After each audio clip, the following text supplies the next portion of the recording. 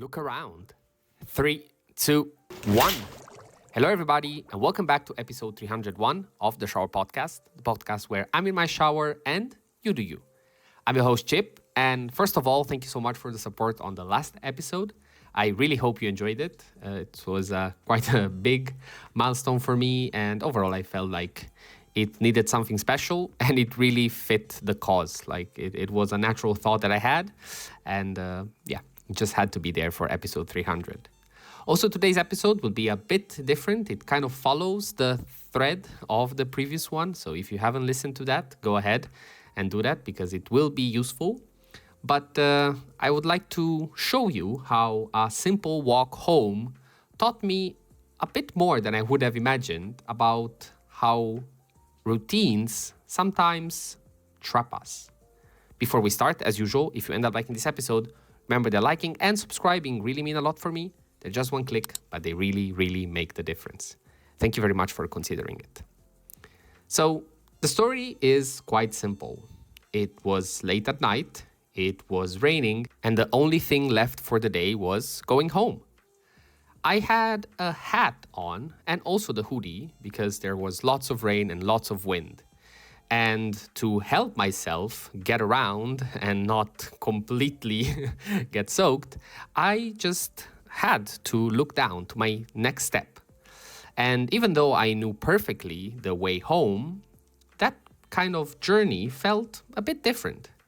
Because even though I've crossed that road hundreds of times, by looking just at my next step and not looking around as I usually do, it felt different. It felt almost trapping.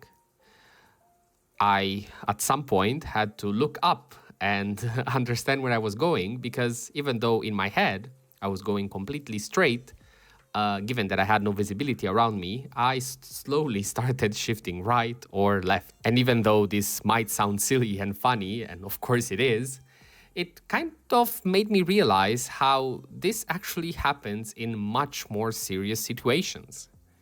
Think of the classical term of tunnel vision.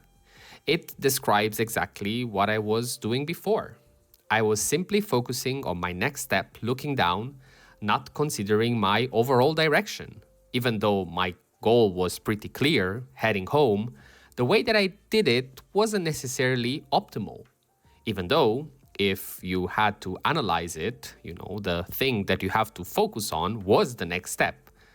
And the same reflects on your routines or on your plans. When you're trying to optimize your routine, when you're trying to be more efficient, what do? You try to improve and optimize the small steps in your routine. Maybe it's the amount of time it takes you to get ready. Maybe it's the amount of time it takes you to do research, to study, to prepare a task at work, whatever it is for you, as usual.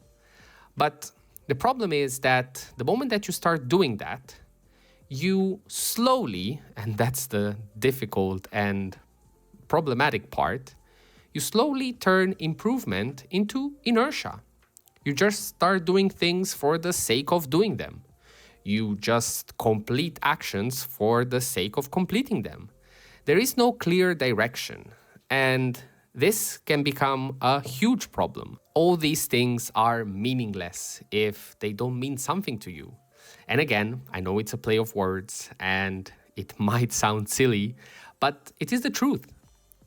I also look at myself with this podcast, and a lot of times I had to reconsider what I was doing and realize that if I continued the way that I did, I would have just added a new day to the podcast and that was it. Whereas sometimes I had to take a moment, look around and understand what I wanted to do with this. And therefore, there were many changes in the span of these 300 days. And again, as every episode of the Shower Podcast, this doesn't mean that you're doing things wrong, right, and the goal is not to get perfect at it. It's mostly on gaining consciousness and realizing what you are doing. The moment that you're able to do that, the moment that you have awareness, you will be in a much safer spot. Having said that, that was all for today. Thank you very much for listening.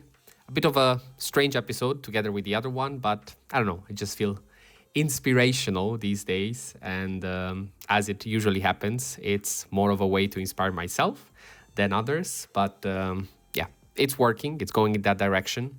So it's definitely worth it for me. And I really hope that it's also worth it for you.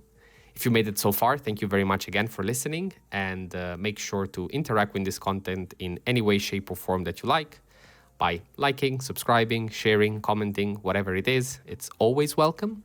And as usual, stay consistent, stay resilient. This was the Shower Podcast, and I'll see you tomorrow.